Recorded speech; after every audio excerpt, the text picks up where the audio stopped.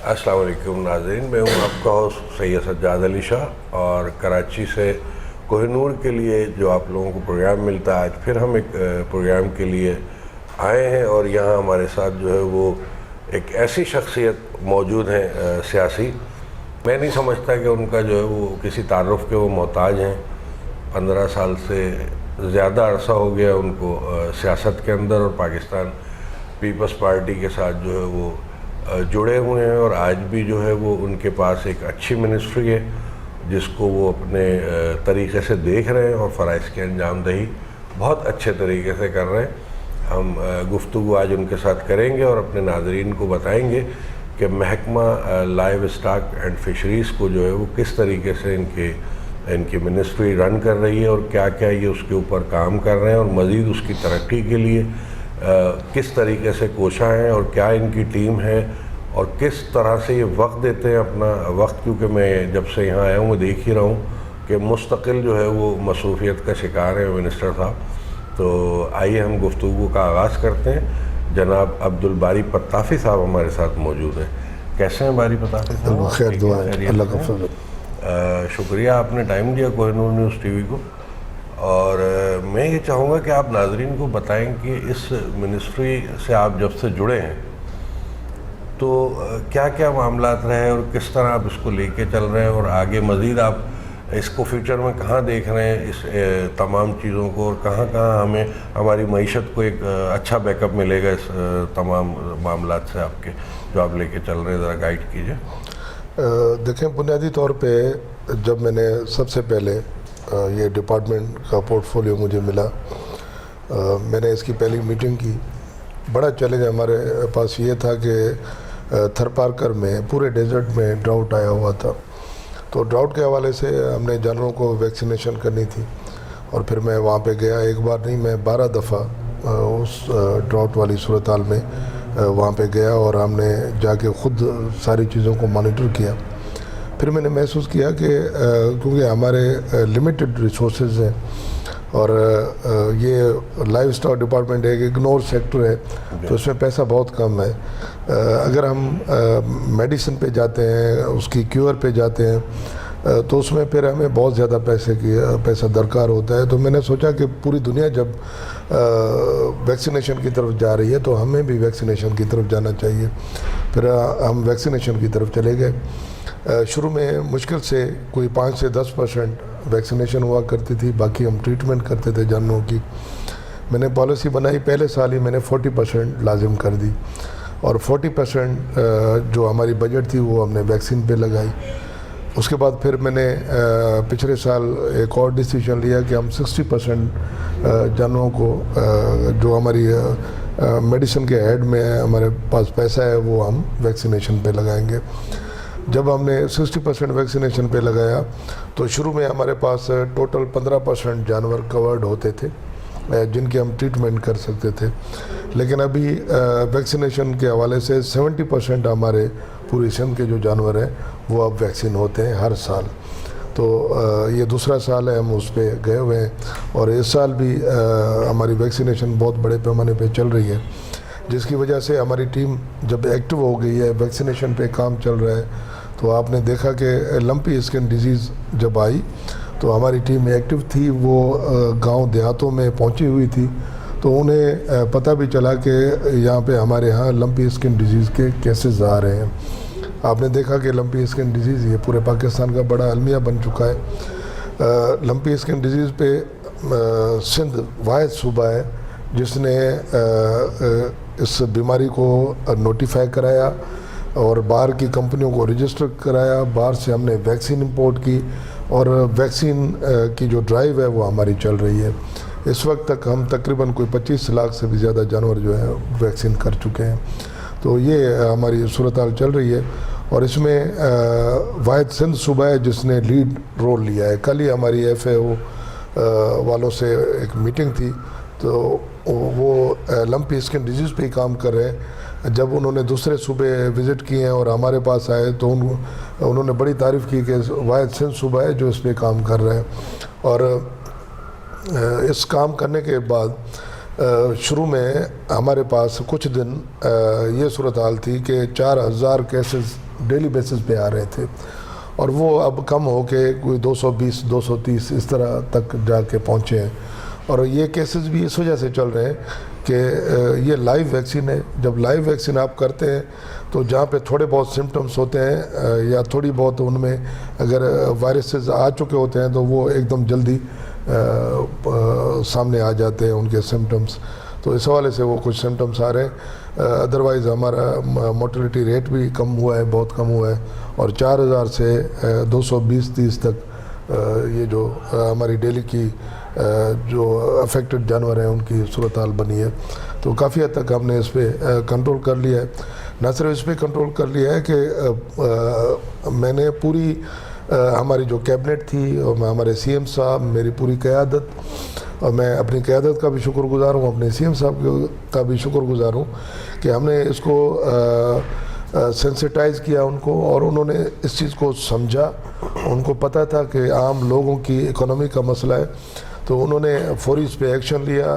2 دن میں ہماری سمری پاس ہوئی. جیسے ہی ہمیں فیڈرل گورنمنٹ سے اجازت ملی تو ہم نے فوری طور پہ ویکسین امپورٹ کر لی. اور نہ صرف ویکسین امپورٹ کر لی، ہم نے اپنی ویکسین بنانے کے لیے جو ہمیں مشینری چاہیے تھی، جو ہمیں ایکوپمنٹس چاہیے تھے، جو اس میں کیمیکلز چاہیے تھے، را مٹیریل چاہیے تھا، اس کی امپورٹ کے لیے بھی انہوں نے ہمیں اجازت دے دی، پیسے بھی دے دیے، اور وہ ہم نے امپورٹ بھی کر لیے ہیں. اس پہ ہمارا کام بھی چل رہا ہے. پتافی صاحب کی زبانی آپ جو سن رہے ہیں کہ کس طریقے سے کنٹرول کیا گیا لمپی اسکن کو.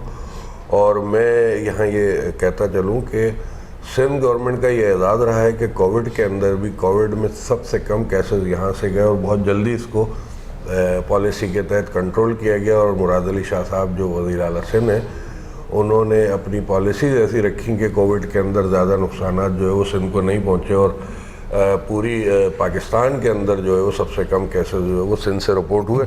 اور اب اسی طرح اسی ڈیزیز کے بارے میں بھی آپ کو جو پتافی صاحب بتا رہے ہیں تو وہ بھی آپ بھی دیکھیں کہ یہ کنٹرول میں ہے. حالانکہ انہوں نے جو ابھی گفتگو کی اس کے اندر بتایا کہ بجٹ کے معاملات سلو ہوتے ہیں، لیکن اس کے باوجود بھی اسٹرگل جو ہے وہ بڑی پازیٹیو ہوتی ہے. تو بجٹ میں کہاں تکلیف آتی ہے آپ کو پتافی صاحب؟ دیکھیں، پورے پاکستان میں ایک لوگوں کی ایک سائیکی بنی ہوئی ہے کہ ہمارا جو اچھا بچہ ہوگا اس کو ہم انجینئر بنائیں گے یا پھر ڈاکٹر بنائیں گے.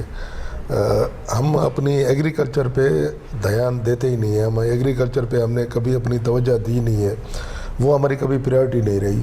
تو اس حوالے سے ایگریکلچر سیکٹر اور آپ کا پھر ایگریکلچر سیکٹر میں لائیو اسٹاک، یہ پورے پاکستان میں ایک اگنور سیکٹر رہا ہے.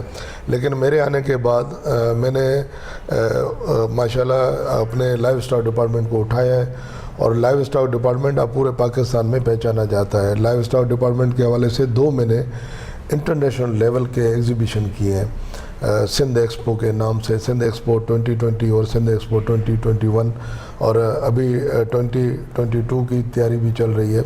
تو انشاءاللہ یہ جو ہم نے انٹرنیشنل لیول کے ایکسپو کیے ہیں، ان ایکسپوز میں ہماری پوری قیادت آئی ہے. اس میں ادی فریاد ٹارپو صاحبہ آئی، انہوں نے اس کو وزٹ کیا. پورے پاکستان کی لائیو اسٹاک کو میں نے پاکستان کی تاریخ میں پہلی مرتبہ ایک گراؤنڈ پہ جمع کیا. اور نہ صرف لائیو اسٹاک کو، ہماری جتنی بریڈس ہیں وہ چاہے کیٹل میں ہوں، بفیلو میں ہوں، شیپس میں ہوں، گوٹس میں ہوں، لیکن ہم نے نہ صرف ان کو اکٹھا کیا بلکہ لائیو اسٹاک کا کام کرنے والی جتنی انڈسٹری ہے، اس میں شیڈ بنانے والے ہوں، ونڈا بنانے والے ہوں، پیسٹی سائڈس بنانے والے ہوں، ان سب کو اکٹھا کیا. پوری دنیا میں یہ ہوتا ہے کہ سیمینارز 5 اسٹار ہوٹل میں ہوتے ہیں. میں نے سیمینار بھی اسی گراؤنڈ پہ رکھے، اور انٹرنیشنل سیمینار، انٹرنیشنل شخصیتیں آئیں، پورے پاکستان کے ماہرین آئے، انہوں نے وہاں آ کے اپنے مکالمے پڑھے. اس سے فائدہ کیا ہوا کہ صرف آپ کے پڑھے لکھے لوگ یا بڑے بڑے فارمرز کو وہ نالج نہیں گئی، وہ نالج ایک عام فارمر جو بکری پالنے والا ہے اس کو بھی پہنچی. وہ بھی جا کے اس سیمینار میں بیٹھا ہو، اس کو بھی وہ انفارمیشن پہنچی.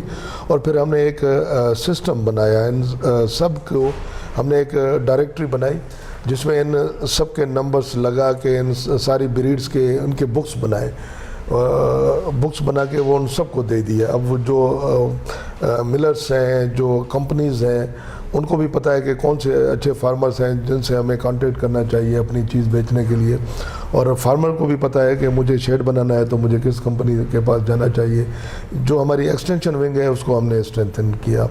اور اس کے ساتھ ساتھ میں آپ کو ایک چیز اور بھی بتاتا چلوں کہ میرے آنے سے پہلے بریڈنگ پہ کام نہیں تھا اتنا، ہمارا صرف اینیمل ہسبینڈری جو ہے کام کر رہا تھا. پولٹری بھی ہمارا سلو تھا.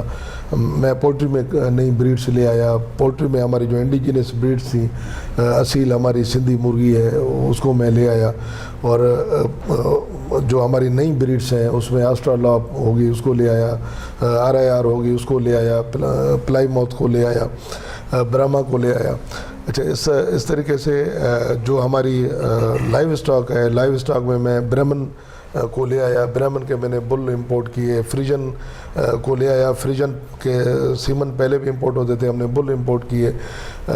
اس کے علاوہ ہم نے گیر بریڈ کو یہاں پہ انٹروڈیوس کرایا، گیرلانڈو کو انٹروڈیوس کرایا. پورے پاکستان کو کسی کو پتہ ہی نہیں تھا. اور ہماری جو لوکل انڈیجینس بریڈس ہیں ہم ان پہ بھی کام کر رہے ہیں. ہمارے پاس تھرپارکر میں کام ہو رہا ہے، ریڈ سندھی پہ کام ہو رہا ہے. ابھی میں کانکریج کا ایک فارم بنانے جا رہا ہوں. کانکریج بریڈ پہ ہم کام کریں گے. بکریوں میں ہمارے پاس صرف ایک نسل پہ کام ہو رہا تھا. ہماری جو کاموری بکری ہے اس پہ کام ہو رہا تھا، لیکن ابھی ہم جو ہماری جتن بکری ہے اس پہ کام کر رہے ہیں. ہم اپنی ٹاپری پہ کام کر رہے ہیں، ہم اپنی پٹیری پہ کام کر رہے ہیں. تو دوسری جو ہماری اچھی بریڈس ہیں ہم ان سب پہ کام کر رہے ہیں. بریڈنگ پہ بھی ہم نے ماشاءاللہ بہت اچھا کام کیا ہے. 2 ہم نے state of the art 7 production unit بنا لیے ہیں جو پورے پاکستان میں چلے جائیں تو اس سے بہتر سیمن پروڈکشن یونٹ آپ کو نہیں ملیں گے. ہم نے لیبارٹریز میں بہت اچھا کام کر لیا ہے. Sindh institute of animal health ہم نے ادارہ بنایا. اس ادارے کا بل میں نے پاس کرایا. آتے ہی مجھ سے پہلے بل پاس ہو چکا تھا لیکن پھر وہ ادھر ادھر کہیں غائب تھا. پھر میں نے آ کے اس کا بل دوبارہ سے ریکال کرا کے اسمبلی سے پاس کرایا. آج وہ ادارہ بن گیا ہے. وہاں پہ لڑکے PhD کر سکتے ہیں، MPhil کر سکتے ہیں. اور اس ادارے کی یہ صورتحال ہے کہ اس ادارے میں ہم لمپی اسکن ڈیزیز بنا رہے ہیں اور پورے پولٹری اور اس کو ہم ایک ساتھ اکٹھا کر کے لمبی کی جو ویکسین ہے وہ بننا شروع ہو گئی. وہ اس پہ کام شروع ہو گیا، اس کا پروسیس شروع ہو گیا. تو انشاءاللہ 9 مہینے کے اندر ہم یہ مارکیٹ میں لے آئیں گے. انشاءاللہ 9 مہینے کے اندر اس کو ہم مارکیٹ میں لے آئیں گے. اور اس کے ساتھ ساتھ ہماری 70 کے قریب وہاں پہ پولٹری اور لائیو اسٹاک کی ہماری ویکسین بن رہی ہیں. 70 کے قریب. اور یہ پاکستان کا واحد ادارہ ہے جس میں اتنے بڑے پیمانے پہ کام ہو رہا ہے. اس کی ہم نے بلڈنگز بنا لی ہیں، لیبارٹریز بنا لی ہیں. ہماری لیبارٹری اب کبھی جا کے وزٹ کریں تو state of the art laboratory بنی ہے. اتنی اچھی لیبارٹری پورے پاکستان میں آپ کو کہیں بھی نہیں ملے گی. یعنی جو سندھ کے عوام پورے بلکہ پاکستانی آپ کو اس وقت سنے گا کوہ نور کے پلیٹ فارم سے، تو یہ جو آپ اویئرنیس دے رہے ہیں لوگوں کو، یہ مجھے خوشی اس بات کی یہاں پہ بیٹھ کے ہو رہی کہ آپ اتنی بڑی صنعت کو ہر طرف سے لے کے چل رہے ہیں. بالکل کوئی ایسا چیز نہیں ہے اس کے اندر جس میں تشنگی باقی ہو. اور اس تمام کام کے لیے میں وہی دوبارہ آپ سے پوچھوں گا کہ آپ کو بجٹ میں کہاں پرابلم آتی ہے، کیونکہ اس میں اخراجات تو ہیں اور آپ مطلب انٹرنل بھی دیکھ رہے ہیں ایکسٹرنل بھی دیکھ رہے ہیں. تو اخراجات کا تخمینہ جب آپ لگا کے دیتے ہیں تو آپ کو کہیں رکاوٹ آتی ہے، کوئی پریشانی آتی ہے، تو اس کا تھوڑا سا آگاہ کریں ناظرین. دیکھیں اس میں چھوٹا سا آپ کو عرض رکھتا چلوں. اب جیسے FMD پہ ہم نے کام کرنا ہے، فٹ اینڈ ماؤتھ ڈیزیز، اس کی ہم نے ویکسین بنانی ہے. اس کی ویکسین بنانے کے لیے ہم نے جو پلانٹ لگانا ہے وہ کم سے کم 10 ارب کے قریب لگے گا. اور 10 ارب تو ہماری ویسے ہی بجٹ نہیں ہے ٹوٹل، تو سندھ گورنمنٹ تو یہ دے نہیں سکتی. اس میں ہمیں فیڈرل گورنمنٹ کی ضرورت ہے، یا پھر ہم پرائیویٹ پبلک پارٹنرشپ پہ ہم اس کو بنا لیں. ہم نے کوشش کی کہ ہم CPEC میں بنائیں. پچھلی جو گورنمنٹ بیٹھی تھی فیڈرل گورنمنٹ، انہوں نے کہیں ایک جگہ پہ بھی ہمارے ساتھ تعاون نہیں کیا. فیڈرل گورنمنٹ کی طرف سے ہمیں ایک پروجیکٹ بھی نہیں ملا. اور پچھلے 4 سال ہم کوشش کرتے رہے، ہمیں کچھ بھی نہیں ملا. ورلڈ بینک سے ہم تھوڑی کرائسس میں آپ نے رن کیا. یہ ان ساری کرائسس کے باوجود ہم نے ورلڈ بینک سے تھوڑی ہیلپ لی، ان کے تھرو ہم نے رن کیا. اور سندھ گورنمنٹ سے اسپیشل جو بجٹیں لے کے جو ہمارے اس میں جو کمی بیشیاں تھیں وہ ہم نے پورے کرنے کی کوشش کی ہے، اور انشاءاللہ ہمارا اس پہ بھی کام چل رہا ہے. ہم ایک کنسلٹینٹ ہائر کریں گے جو کنسلٹینٹ فیزیبلٹی رپورٹ بنائے گا. اور دوسری میں ایک چیز بتاتا چلوں آپ کو کہ میں اپنے پورے ڈپارٹمنٹ کو کمپیوٹرائز کرنے جا رہا ہوں، ہائی ٹیک کرنے جا رہا ہوں، جس میں یہ ہوگا کہ ہمارے پورے ڈپارٹمنٹ کی جتنی ایکٹیویٹی ہے وہ ساری کی ساری آن لائن ہوگی. آپ کہیں پہ بھی بیٹھ کے ہمارے ڈپارٹمنٹ کی پروگریس کو چیک کر سکتے ہیں کہ کون سا بندہ کہاں پہ ویکسین کر رہا ہے، اور ہمارے اس میں اسٹاک میں کتنی ویکسین موجود ہے، کتنی ڈیلیور ہو رہی ہے، اور کہاں پہ ڈیلیور ہو رہی ہے، کس فارمر کو ڈیلیور ہو رہی ہے. تو یہ ساری چیزیں، اور فارمر کی اویئرنیس کے لیے پاکستان کی پوری تاریخ میں کبھی فارمرز کو اکٹھا کیا ہی نہیں گیا، فارمرز کو پوچھا ہی نہیں گیا. تو میں نے آتے ہی فارمرز کی میٹنگ شروع کی. ہم ہر دوسرے مہینے فارمرز کی میٹنگ کرتے ہیں، کبھی کس ڈویژن میں جاتے ہیں، کبھی کس ڈویژن میں جاتے ہیں. ہم نے ڈویژنس کمپلیٹ کر لیے ہیں، اب ہم ڈسٹرکٹس میں کام کر رہے ہیں، مختلف ڈسٹرکٹس میں ہم جا رہے ہیں. تو فارمرز کو اکٹھا کیا. میری جو ٹیکنیکل کمیٹیز ہیں، مثلا میں نے اگر میڈیسن خرید کرنی ہے تو میری میڈیسن کا میرے سیکرٹری کو کیا پتہ، میری میڈیسن کا ڈی جی کو شاید پتہ ہو، وہ اس فیلڈ میں ہے، لیکن سیکرٹری دوسری جگہ سے آیا ہوتا ہے، اس کو کیا پتہ کہ کون سی میڈیسن خرید کرنی ہے. بالکل. تو اس میں ہم نے ٹیکنیکل کمیٹیز میں فارمرز کو ڈالا ہے. آپ بتائیں آپ کی ضرورت کیا ہے، آپ کے فارم پہ کون سی میڈیسن لگتی ہے، آپ کو کن میڈیسن کی ضرورت پڑتی ہے، اور کون سی میڈیسن جو اچھا کام کرتی ہے وہ ہمیں آپ ایک لسٹ بنا کے دیں. وہ ٹیکنیکل کمیٹی سے اپروو ہو کے آتے ہیں، اور پھر ہم اس کی کوالیفیکیشن کرتے ہیں، اس کے بعد وہ میڈیسن خرید کرتے ہیں. اور یہ پہلی مرتبہ میں نے پاکستان کی ہسٹری میں فارمرز کو یہ اسیس دیے، ایک پیج پہ لے کے لے ہیں، اور وہ بتا رہے ہیں. اب جتنے بھی فارمرز گروپ ہیں اس میں آپ شاکر عمر صاحب سے پوچھ لیں، مختار صاحب سے پوچھ لیں جو سندھ میں کام کر رہے ہیں، ناگوری صاحب سے پوچھ لیں، سب آپ کو بتائیں گے کہ ہاں واقعی سندھ میں لائیو اسٹاک کے حوالے سے کام ہو رہا ہے. اور خاص طور پہ ہم نے جو بریڈنگ پہ کام کیا ہے، بریڈنگ کی طرف تو پورے پاکستان کی توجہ نہیں تھی، اور ہم نے بریڈنگ میں بڑا زبردست کام کیا ہے. ابھی ہماری نجی والوں سے ہمارا ایک ایم او یو سائن ہوا ہے. ہم جینیٹک امپروومنٹ پہ کام کرنے جا رہے ہیں، اور اس میں جینیٹک امپروومنٹ میں یہ ہے کہ اس کے ساتھ ساتھ پھر میں اس پہ بھی سوچ رہا ہوں کہ آگے چل کے ہم کلوننگ پہ بھی کام کریں، تاکہ اگر کوئی ایک اچھا بل ہمارے پاس ہے جو آگے ہمیں اچھی نسل دے سکتا ہے تو ہم اس بل کی کلوننگ کر لیں، تاکہ وہ اگر مر جائے تو پھر دوسرا اس کا سبسٹیٹیوٹ ہمارے پاس موجود ہو. تو ان ساری چیزوں پہ ہم کام کر رہے ہیں. اور میرے خیال میں ہم نے پچھلے 4 سال میں جتنا لائیو اسٹاک کو پروموٹ کیا ہے پورے پاکستان میں، اور جتنا لائیو اسٹاک ڈپارٹمنٹ کو ہم آگے لے کے گئے ہیں، پوری ہماری اسمبلی میں بھی کبھی آ کے دیکھیں، ہمارے کوشچن آنسرس ہوتے ہیں. واحد میرا ڈپارٹمنٹ ہے شاید جس میں کسی کو خواہ مخواہ کا اعتراض نہیں ہوتا، اور میرے جو مخالف ہیں وہ بھی مانتے ہیں. فردوس شمیم صاحب انہوں نے آن دا فلور کھڑے ہو کے کہا کہ میں ان کی دعوت پہ تو نہیں گیا، لیکن میں چھپ کے گیا اس ایکسپو میں، اور میں نے واقعی دیکھا کہ یہاں پہ بہت بڑا کام ہے، اور اب میں آن دا فلور کھڑے ہو کے تعریف کر رہا ہوں. نہیں، متاثر کن شخصیت بھی ہے آپ کی، اور ورکنگ پروگریس بھی بہت زبردست ہے. اب بات یہ ہے پتافی صاحب کہ دیکھیں، مزہ جب ہی آتا ہے کام کرنے کا کہ جو آپ کو نہیں ایکسیپٹ کرتے وہ بھی آپ کے ساتھ کھڑے ہوں. پتافی صاحب یہ بتائیے کہ لائیو اسٹاک میں جب آپ آئے تو آپ پاسٹ میں تو سٹی ڈسٹرکٹ گورنمنٹ میں رہے ہیں، اپنا جو آپ نے سیاسی کیریئر کا آغاز کیا تھا، تو جب یہ ایک دم آپ اس طرف آئے تو کیا آپ کو اس کے بارے میں پہلے سے کوئی ویل نون تھے آپ، یا کوئی ایکسپیرینس تھا، یا آپ جو ہے وہ کسی سے ڈکٹیشن لے کے آئے، کیا ہوا تھا، کچھ تھوڑا بتائیں. دیکھیں، اس میں 2-3 چیزیں تھیں. پہلی چیز یہ تھی کہ ہم نے بالکل صحیح کہہ رہے ہیں کہ لوکل باڈیز سے ہم نے شروعات کی. لوکل باڈیز میں ڈسٹرکٹ کونسل کا ممبر بنا، اور اسی الیکشن میں اپنے ڈسٹرکٹ میں ان دنوں میں تھے ناظم صاحبان تھے، تو میں نائب ناظم بنا. وہاں پہ ہم نے کام کیا، اور لوگوں کی جو ہم سے ہو سکا ہم نے وہ خدمت کی. اور پھر میں پارٹی کا پریزیڈنٹ بھی بنا ڈسٹرکٹ گھوٹکی کا. اور اس کے بعد پھر پارٹی نے مجھ پہ اعتماد کرتے ہوئے، میرے والد صاحب ایم پی اے تھے وہاں سے، جب ان کی ڈیتھ ہوئی تو ان کا پھر ٹکٹ مجھے ملا، اور پھر میں MPA بن گیا اور 2 مہینے کے لیے میں MPA تھا. پھر دوبارہ جنرل الیکشن ہوا. جب جنرل الیکشن میں الیکٹ ہو کے آیا تو پارٹی نے مجھ پہ یہ ایک اور ذمہ داری رکھی, لائیو اسٹاک ڈپارٹمنٹ بھی مجھے دے دیا. اس کی وجہ یہ تھی کہ میں لائیو اسٹاک میں آلریڈی کام کر رہا تھا ایز اے فارمر.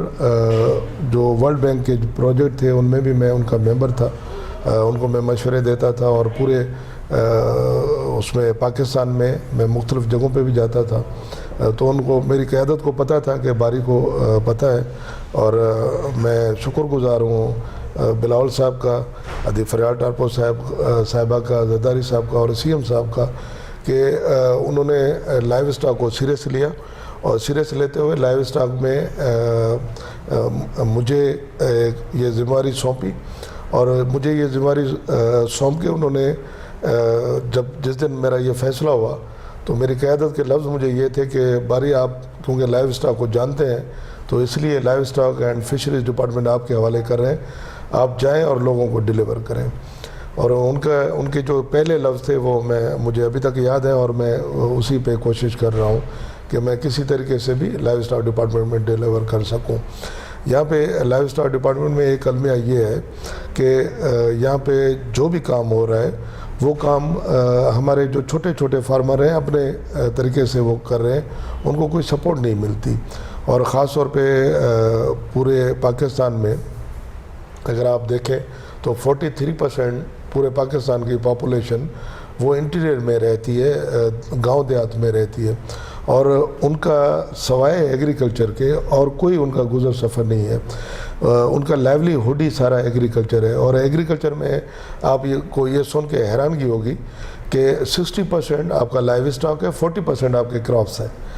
جب 60% آپ کا لائیو اسٹاک ہے, جب لوگوں کا گزر سفر ان کا صرف اور صرف لائیولی ہوڈ ہی یہی چیز ہے, تو اس میں بہت زیادہ محنت کرنے کی ضرورت تھی. اس میں اگر ہم محنت کریں, یہ چھوٹے سے سیکٹر کو ہم میں اگر ڈیلیور کر جائیں تو ہماری 43% جو پاپولیشن ہے وہ خوشحال ہو سکتی ہے. تو یہ بہت بڑا ریشو ہے پاکستان کی پاپولیشن کا. انفارچونیٹلی آپ پچھلے پورے پاکستان کی 72 سالہ تاریخ اٹھا کے دیکھ لیں, ہم نے سارا پیسہ انڈسٹری پہ لگایا, لیکن انڈسٹری آج تک 10% تک بھی گرو نہیں کر سکی. وہ ہماری GDP میں اس کا ریشو آج بھی 9% ہے, لیکن ہمارا ایگریکلچر سیکٹر آج بھی 21% اس میں کنٹریبیوٹ کرتا ہے آپ کی GDP میں. تو یہ چھوٹے سے سیکٹر میں چھوٹی سی انویسٹمنٹ سے ہم 43% پاپولیشن کو لائیولی ہوڈ دے سکتے ہیں, ان کی زندگی آسان بنا سکتے ہیں. تو اس میں جب میں نے سوچا کہ بھئی اتنی بڑی پاپولیشن اور جس کے لیے میں اگر ڈیلیور کر سکتا ہوں, جن کے لیے کام کر سکتا ہوں, تو مجھے دعائیں سمیٹنے کے لیے یہ بہت بڑا موقع ہے. تو میں نے سنسیئرلی اپنی قیادت کا بھی شکریہ ادا کیا کہ آپ کی بڑی مہربانی مجھے اس جگہ پہ لگایا جہاں پہ میں لوگوں کی خدمت کر سکتا ہوں. تو میں نے اس میں کام کیا, اور میں نے یہ ہمارا ڈپارٹمنٹ جو ہے وہ اس کو ڈیلیور بھی کر رہا ہے. میرے سیکرٹری صاحب بھی بیٹھے ہیں, یہ بھی محنت کر رہے ہیں, اور آفیشیلی جو ہمارے پیپرز ہیں, جو سلسلہ ہے, ان میں بڑے ساؤنڈ ہیں اور بڑی محنت کر رہے ہیں. اور مجھے ایک بہت زیادہ اس سے آسانی ہو گئی ہے. پالیسی, کیونکہ میرا کام ہے پالیسی دینا, منسٹر کا کام ہے پالیسی دینا, اس کو ایگزیکیوٹ کرنا, اس کو امپلیمنٹ کرنا, یہ پھر ہمارے ڈپارٹمنٹ کا کام ہے, ہمارے سیکرٹری کا کام ہے. تو وہ ان کے تعاون کی وجہ سے اور اس میں بہتر کام کرنے کی وجہ سے ہمارا ماشاءاللہ بہت اچھا کام چل رہا ہے. آپ کے والد تو پٹافی صاحب بڑے کلوز رہے ہوں گے بے نظیر صاحبہ, شہید بے نظیر محترمہ بے نظیر کے. تو پیپلز پارٹی میں پہلے بھی ایک پروگرام میں شیلا رضا صاحبہ کے ساتھ یہ گفتگو کر چکا ہوں, میں آج دوبارہ کر رہا ہوں کہ پیپلز پارٹی شہیدوں کی پارٹی ہے. بڑی قربانیاں جمہوریت کے لیے دی گئی ہیں پیپلز پارٹی میں, اور زرداری صاحب جو ہیں وہ مفاہمت کے بادشاہ, دوست طبیعت آدمی ہیں. اور بلاول جو ہیں وہ ظاہر ورثے میں سیاست ملی ان کو, ان کی جو پرورش ہوئی ہے وہ ایک بڑے سیاسی گھرانے میں ہوئی ہے. تو اس وقت جو صورتحال ہے ملک کی, اس میں آپ کیا دیکھ رہے ہیں کہ ہمارے, کیونکہ پاکستان میں پیپلز پارٹی کو اب ذرا سوچ کی نظر سے لوگ دیکھ رہے ہیں, عوام جو ہے اب سوچ رہی ہے, سوچنے پہ مجبور ہو گئی, کیونکہ ایکٹیویٹیز نظر آ رہی ہیں اور زرداری صاحب نے جو اپنی مفاہمتی پالیسی رکھی ہوئی ہے اور جس طریقے سے انہوں نے اس وقت ایک دفعہ پھر جمہوریت کے لیے اپنی خدمات آگے بڑھ کے انجام دیں، اور سندھ کو تو آپ لوگ تیسرے ٹرن اوور میں لے کے چلے گئے ماشاءاللہ سے اور چلا رہے ہیں۔ آپ آگے کیا دیکھ رہے ہیں پتافی صاحب؟ کس طریقے کی آپ امپروومنٹ دیکھ رہے ہیں؟ پاکستان کے لیے کیا بہتری ہونے جا رہی ہے؟ دیکھیں، میں دو چیزیں ضرور کہوں گا کہ ایک وقت تھا شہید بھٹو، انہوں نے بڑا کام کیا اور انہوں نے ایک ویژن دیا، لیڈرشپ تھی وہ۔ جب محترمہ شہید رانی آئی، اور خاص طور پہ جب محترمہ شہید رانی لاسٹ اس میں ٹائم میں 2007 میں پاکستان میں اتری، تو بجائے اس کے کہ اس پہ بہت زیادہ الزامات تھے، ان پہ ان کو روکے جانے کی کوشش کی گئی، اور اس وقت ایک ڈکٹیٹرشپ بیٹھی تھی، انہوں نے ان کو کنٹرول کرنے کی کوشش کی، لیکن محترمہ نے عوام کی خاطر یہاں پہ آئیں اور اس پاکستان کو ایک بار پھر جمہوری نظام دیا، پھر 1973 کے آئین کی بحالی دی، انہوں نے جمہوریت کی بحالی دی۔ خود تو قربان ہوگی، لیکن ان کے قربان ہونے کے جو ثمرات ہیں وہ جمہوریت کو آج تک ملے ہوئے ہیں، اور آج تک پاکستان میں جمہوریت قائم ہے۔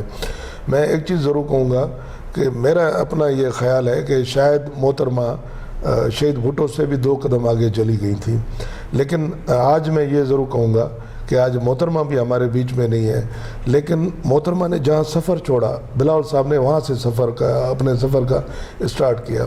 میں یہ کہتا ہوں کہ بلاول صاحب کی ابھی چھوٹی عمر ہے، لیکن اس چھوٹی عمر میں انہوں نے اپنے نانا کا مقام حاصل کیا ہے، اپنی ماں کا مقام حاصل کیا ہے، اور یہ میرے خیال میں نہ صرف پیپلز پارٹی کے لیے خوش آئند بات ہے کہ ان کی لیڈرشپ اتنا بڑا ویژن رکھتی ہے، بلکہ یہ پورے پاکستان عالم اسلام کے لیے یہ ایک بڑی زبردست بات ہے اور فخر کی بات ہے کہ ان کو اس طرح کی لیڈرشپ ملی ہے۔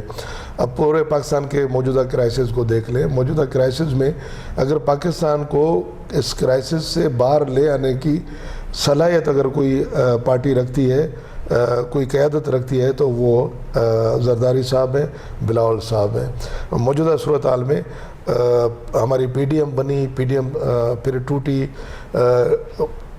لیکن ساری پی ڈی ایم کو، پاکستان کی ساری قیادت کو اس بات پہ واپس آنا پڑا، اس موقف پہ واپس آنا پڑا جو زرداری صاحب کا تھا، جو شروع میں تھا، جو بلاول صاحب کا موقف تھا، اور اس موقف پہ واپس آنے کے بعد یہ ان سب کو کامیابی ملی ہے۔ تو انشاءاللہ جو پاکستان اکنامیکلی ایک تباہی کے کنارے پہ جا پہنچا ہے، تو اس پاکستان کو انشاءاللہ ہم ڈیولپ کریں گے۔ اس جو ہماری ویژنری لیڈرشپ ہے، اس لیڈرشپ کی رہبری میں انشاءاللہ یہ پاکستان ایک بار پھر پراسپر ہوگا، انشاءاللہ پاکستان پھر ترقی کرے گا اور پاکستان آگے بڑھے گا۔ کیونکہ بہت بڑی بات تھی پتافی صاحب کہ جو گیپ آیا تھا بے نظیر جب محترمہ شہید ہوئی رانی، تو آپ لوگوں میں ایک گیپ آ گیا تھا، ایک کنفیوژن تھی، اور کارکنان بہت زیادہ جذباتی ہوئے تھے، پریشان تھے، بڑا غم تھا، بڑا صدمہ تھا۔ تو اس وقت ہم نے دیکھا کہ اس وقت بھی زرداری صاحب نے جو ہے وہ کارکنان کو اور پوری پارٹی کو بڑے تحمل کے ساتھ سمجھایا اور پاکستان سے مخلص ہونے کا سبق دیا۔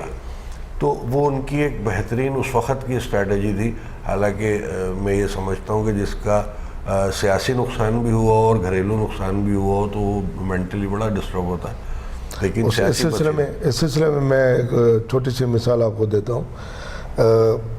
میں جب نائب ناظم تھا تو زرداری صاحب کی والدہ کی ڈیتھ ہو گئی اور زرداری صاحب جیل میں تھے، تو ہم ان کی عذر خواہی پہ گئے، وہ پیرول پہ آئے ہوئے تھے۔ تو بابا نے میرا تعارف کرایا کہ یہ میرا بیٹا ہے اور آپ کا ضلع کا نائب ناظم ہے۔ تو زرداری صاحب نے مجھے گلے لگایا اور گلے لگا کے مجھے کہا کہ یہ ہمارا فیوچر ہے اور یہ ہماری طاقت ہے۔ تو جب ہم باہر نکلے تو میں نے بابا کو کہا کہ بلاول زرداری صاحب بھلے جیل میں پڑے ہوں اتنے سالوں سے، لیکن وہ ٹوٹے نہیں ہیں، اور ان کا حوصلہ آپ دیکھ لیں کہ وہ آج بھی اسی چیز پہ ہیں کہ بھئی ہم نے جمہوریت کے لیے جدوجہد کرنی ہے اور یہ نوجوان ہمارا اثاثہ ہے۔ اور پھر دوسری چیز میں آپ کو بتاتا چلوں کہ جب یہ محترمہ کا واقعہ ہو گیا، سچ پوچھیں ہم نے اپنے گھر میں بھی کافی ڈیتیں دیکھی، میری ماں بھی گزر چکی تھی، تو جب محترمہ شہید ہوئی تو ہمیں لگا کہ میری زندگی میں سب سے بڑا کوئی واقعہ ہوا ہے تو یہ ہوا ہے، محترمہ کی شہادت کا ہوا ہے، کیونکہ وہ صرف میرا ذاتی نہیں تھا، وہ پورے عالم اسلام بالکل اسلام کے لیے ایک دکھ کا مرحلہ تھا۔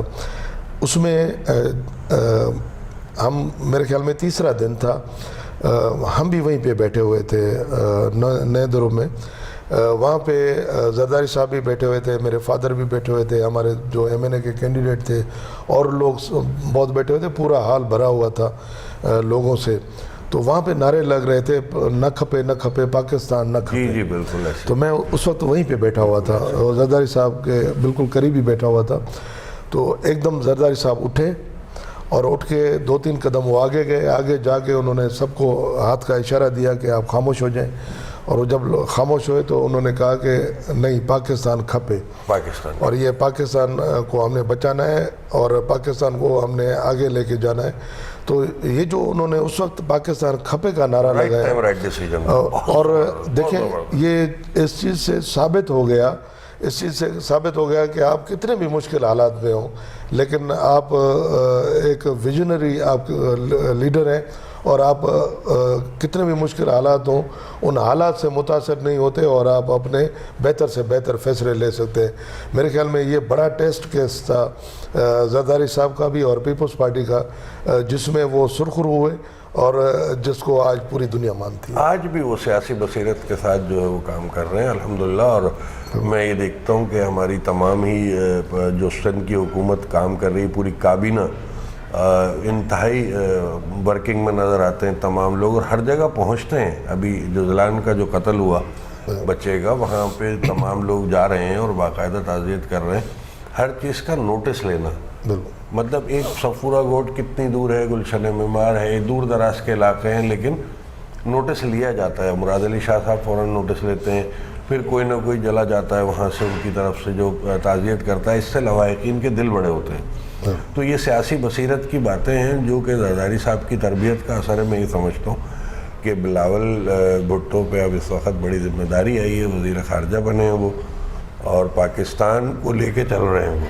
پوری دنیا میں، اور جہاں تک ابھی تک کی ان کی جو ایکٹیویٹیز ہیں وہ بھی پتافی صاحب ہمیں یہ لگتا ہے کہ وہ ایک اچھے طریقے سے پاکستان کو لے کے چل رہے ہیں اور پاکستان کے معاملات کو پیش کر رہے ہیں پوری دنیا میں، کیونکہ وہ پڑھے ہوئے ہیں اور سیاسی ان کی اپنی ایک پرورش ہوئی ہے۔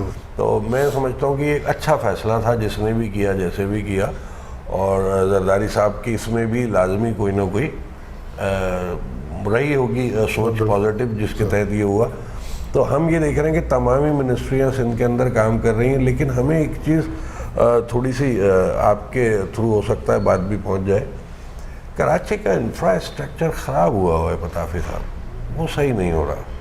حالانکہ آپ کا محکمہ نہیں ہے، مجھے یہ سوال آپ سے بنتا نہیں ہے، لیکن چونکہ آپ سینئر سیاسی رہنما ہیں پاکستان پیپلز پارٹی کے، اور میں جانتا ہوں کہ آپ کو یہ نالج ہوگی کہ یہ سارے معاملات کیوں رکے۔ بالکل آپ نے کہا کہ وفاق نے ہمیں سپورٹ نہیں کی پچھلے کئی سالوں میں، اور ہم اپنے بجٹ پہ چلتے رہے، لیکن اس وقت تو انتہا یہ ہو گئی ہے کہ بالکل ہی پانی، گٹر، بجلی اور سڑکیں، تمام ہی چیزوں سے انفراسٹرکچر بالکل ختم ہوا ہے کراچی کا۔ آپ خود بھی دیکھتے ہوں گے، روڈوں پہ جاتے ہیں ظاہر ہے، تو کیا وجہ ہے، کب تک اس میں کچھ بہتری آپ دیکھ رہے ہیں؟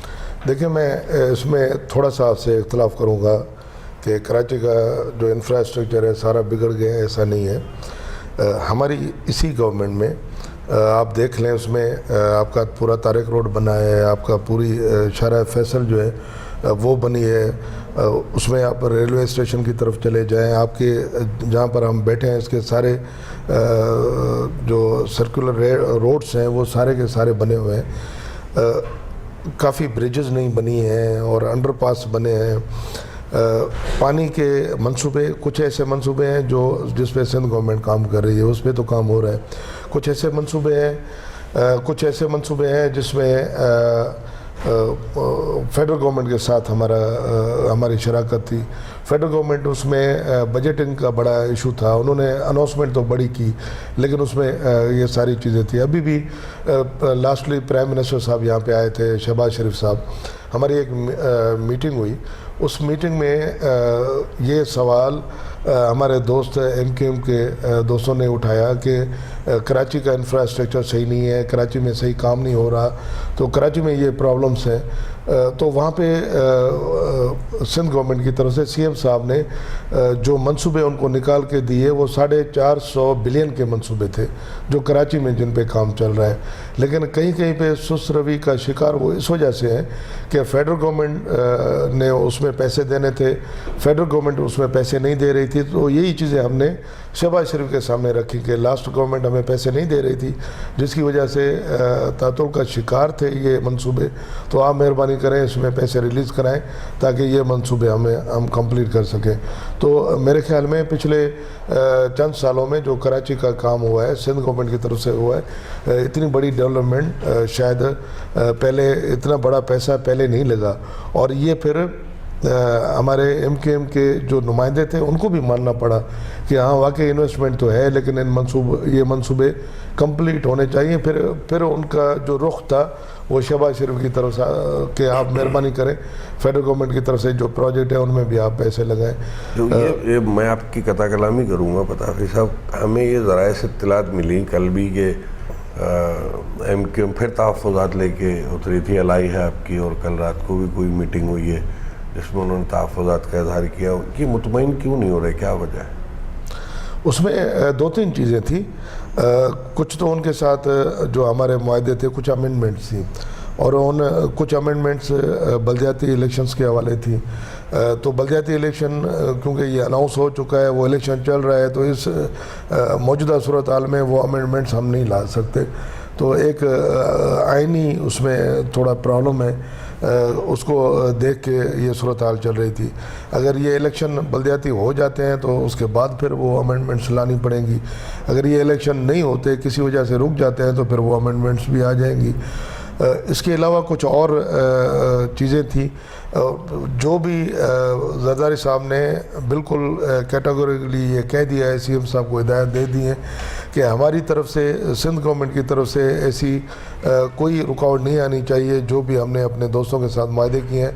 हाँ, अगर फेडरल गवर्नमेंट की तरफ से अगर कहीं पे कोई रुकावट है, कोई पैसों की कमी है, कोई प्रॉब्लम है, तो हम सब मिल के CM साहब भी उनके साथ बात करें और वो भी पैसे रिलीज़ होने चाहिए। गुड हो गया, यानी इसका मतलब ये है कि वो तहफ़्फ़ुज़ात जो हैं वो हल हो जाएंगे, मामला वो बिल्कुल हल हो जाएगा, अफ़वाह मुतफ़ चले जाएंगे। अच्छा, दूसरा हम प्रोग्राम को अपने इख्तिताम की तरफ लेके जाएंगे। थोड़ा सा आपसे कुछ पर्सनल गुफ्तगू भी पूछनी थी।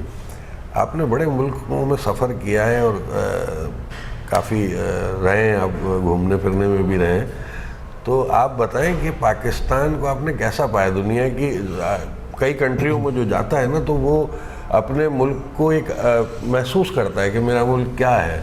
तो आपका वो कैसा तजर्बा रहा? आपके विजिट्स काफ़ी हैं बैरून ममालिक के, तो आपने क्या महसूस किया और क्या देखा अपने मुल्क के लिए, और वहाँ क्या राय पाई आपने? देखिए, मैं आप सही कह रहे हैं, मैं कुछ मुल्कों में गया हूँ और यहाँ से ख़ास तौर पे जो पॉलिटिकल बंदा हो तो वो इन सारी चीज़ों को ज़रूर मॉनिटर करता है, इन चीज़ों को देखता है।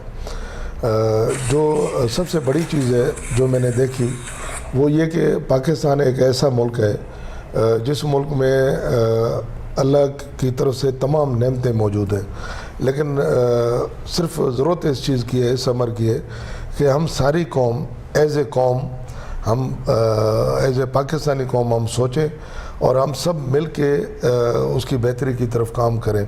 मैं आपको बताता चलूँ कि आप अगर टूरिज़म पे जाएं तो पूरी दुनिया में कहीं पे पहाड़ों की टूरिज़म है, सरसब्ज पहाड़ हैं, कहीं पे दरियाओं की टूरिज़म है, कहीं पे सहराओं की टूरिज़म है, कहीं पे जो लहलहाते खेत हैं हमारे उनकी टूरिज़म है, कहीं पे समंदर की टूरिज़म है, कहीं पे दरियाओं की। तो अल्लाह की तरफ से ये तमाम चीज़ें पाकिस्तान में मैसर हैं।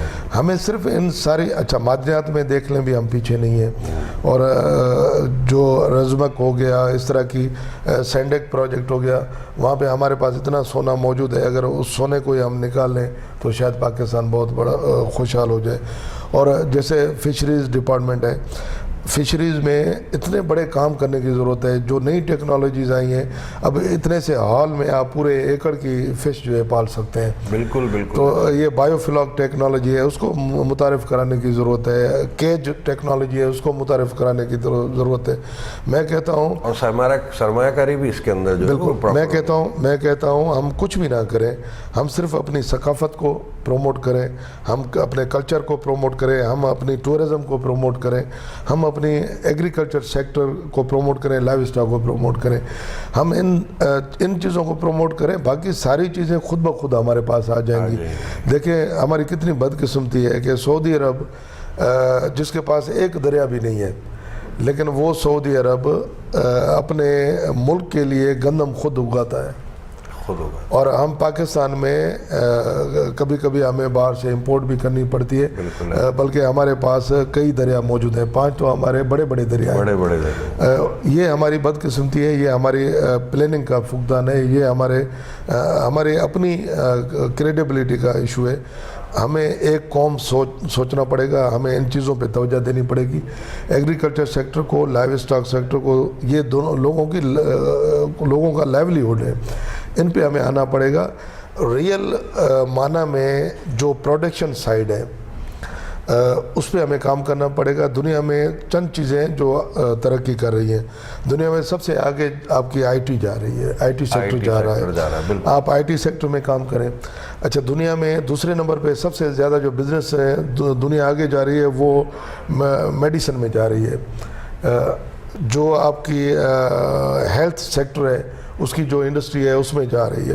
اور اس کے بعد پھر آپ کی دنیا جو ہے فوڈ میں، دنیا کے جو دوسرے بزنسز ہیں وہ فوڈ سے ریلیٹڈ ہیں. بہت بڑا باکس ہے. اچھا، جب آپ آئی ٹی میں کام کریں، آپ ہیلتھ سیکٹر میں کام کریں، آپ ان چیزوں پہ کام کریں، ایگریکلچر سیکٹر پہ کام کریں، آپ کو کسی ملک کی ضرورت نہیں پڑے گی، کسی IMF کی ضرورت نہیں پڑے گی، آپ کو کسی دنیا کے پاس ہاتھ پھیلانے کی ضرورت نہیں پڑے گی. اس کے لیے ضروری یہ ہے کہ ہر بندے کو سب سے پہلے اپنی گریبان میں جھانکنا پڑے گا، خود کو سدھارنا پڑے گا، تبھی یہ ملک جا کے سدھرے. بالکل بالکل. آپ کی یہ گفتگو جو ہے وہ بہت خوبصورت ہے، اور یہ حقیقت ہے کہ ہمیں پہلے اپنا احتساب کرنا چاہیے، اپنے آپ کو ایک ایسا کردار کے ساتھ پیش کرنا چاہیے کہ ہم دوسروں کے لیے مثال بنیں. اور پاکستان واقعی وہ ملک ہے جو میں سمجھتا ہوں کہ اس میں کسی چیز کی کمی نہیں ہے، اور آپ نے اسی بات کو اجاگر کیا. اور یہاں کی قیمتی جو ہمارے اثاثہ جات ہیں وہ آپ نے بتایا کہ اس میں ورکنگ کی ضرورت ہے. یہ ہمارے اثاثے ہیں، ان کو ہم لے کے چلیں گے، ان میں سرمایہ کاری ہونی چاہیے. اور جہاں تک ہمارے ذرائع نے ہمیں بتایا کہ آپ یہ جو ہے وہ فارمنگ کے اوپر بھی جو ہے وہ سرمایہ کاروں کو راغب کر رہے ہیں کہ اس طرف آئیں، اور یہ ترقی کی ایک بہترین راہ ہے. اور اس پہ بھی جو ہے وہ ہمیں اطلاعات ہیں کہ آپ کام کر رہے ہیں. اور تو دوسری جگہوں پہ پولٹری کی طرف بھی آپ جو ہے وہ سرمایہ کاری کے لیے لگے ہوئے ہیں. تو اس کا مطلب یہ ہوا نا کہ آپ اپنے مطلب ایک جو محکمہ آپ کو ملا ہوا اس میں رہ کے آپ پاکستان کے لیے بہتری کی طرف جا رہے ہیں اور لے کے چل رہے ہیں اس کو. تو الحمدللہ یہ خوشی کی بات ہے. باقی جو سیاسی معاملات ہیں اس میں میں یہ جاننا چاہوں گا پتافی صاحب آپ سے، بہت تھوڑا سا وقت لوں گا اس حوالے سے، کہ وفاق اور سندھ گورنمنٹ اس وقت بالکل ایک پیج پہ ہے، اور تمام میں سمجھتا ہوں کہ مشاورت زرداری صاحب کی ہی ہوتی ہے، اور تمام چیزوں میں وہ ایک اچھی رائے دیتے ہیں، اپوزیشن کو بھی اور اپنے دوستوں کو بھی. کبھی بھی اپوزیشن کے خلاف بھی وہ برہم نہیں ہوتے، کوشش کرتے ہیں کہ افہام و تفہیم والا مفاہمت کا معاملہ رہے. اب یہ بتائیے کہ اب سندھ گورنمنٹ کو یہ جواز تو بنتا بھی نہیں کہ وفاق سے کوئی چیز رکے گی یا خراب ہوگی یا پرابلم ہوگی. تو اب آپ سمجھتے ہیں کہ ترقی کی طرف مزید فوائد ملیں گے پاکستان کو جانے میں، کیونکہ کراچی منی کراچی جو ہے یہ منی پاکستان ہے، تو اس کی ترقی پورے پاکستان کی ترقی ہے. تو اب جو ہے کراچی اور سندھ کو اس کے تمام جو رکاوٹیں آئی ہوئی تھیں وفاق کی طرف سے وہ ختم ہو جائیں گی اور معاملات آگے بڑھیں گے. جی بالکل، میں یہ سمجھتا ہوں کہ یہ معاملات آگے بڑھیں گے، اور انشاءاللہ نہ صرف کراچی بلکہ پوری سندھ کی ڈیولپمنٹ ہوگی اور اس میں ہم انشاءاللہ آگے بڑھیں گے. میں اپنے ڈپارٹمنٹ کی آپ کو مثال دے دوں کہ ایک جینیٹک امپرومنٹ کی اسکیم تھی. اس اسکیم میں پی ٹی آئی گورنمنٹ نے ایک اسکیم بنا لی کہ ہم باہر سے سیمن امپورٹ کر کے اور یہاں پہ وہ لگا دیں گے, اور وہ چیز جو فیزیبل نہیں تھی. پھر میں نے ایک پورا ان کو کانسیپٹ پیپر دیا کہ اس طریقے سے آپ کام کریں. تمام صوبوں نے میرے ساتھ ایگری کیا کہ جو سندھ کا کانسیپٹ پیپر ہے اسی پہ کام کرنا چاہیے, لیکن فیڈرل گورنمنٹ نے ایگری نہیں کیا.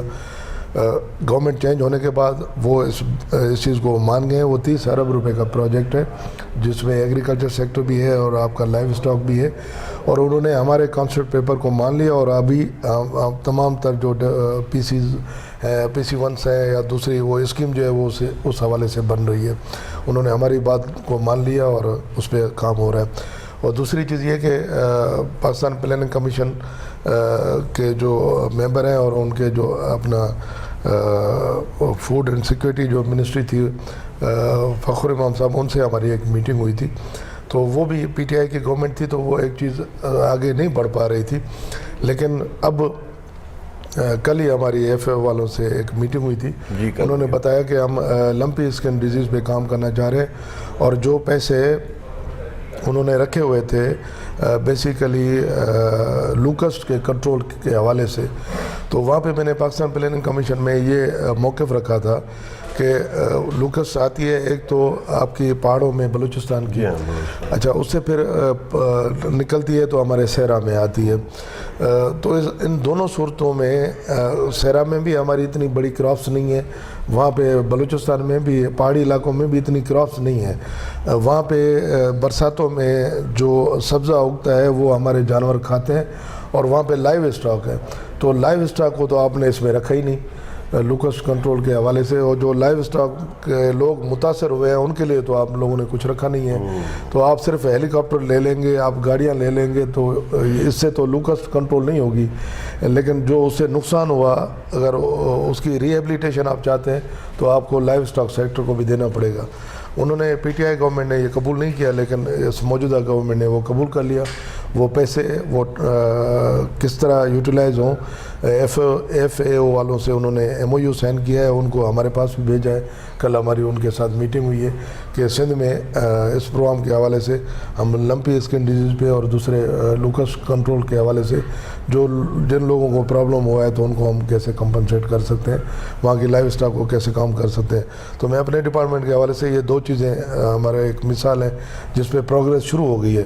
تو اسی طرح ہم کیبنٹ میں بیٹھتے ہیں, کافی جو فیصلے ہیں وہاں پہ کیبنٹ میں آتے ہیں, تو ہم دیکھ رہے ہوتے ہیں کہ موجودہ گورنمنٹ کی طرف سے تعاون ہے, اور انشاءاللہ یہ تعاون بڑھتا رہے گا.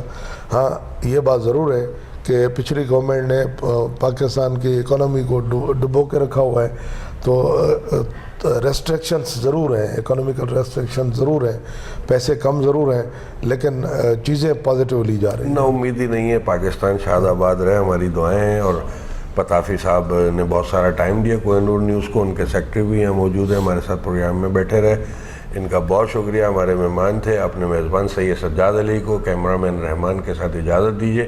پھر کسی پروگرام میں ملاقات ہوگی انشاءاللہ. وقت رہے گا, وقت بتائے گا کہ پاکستان ترقی کرے گا.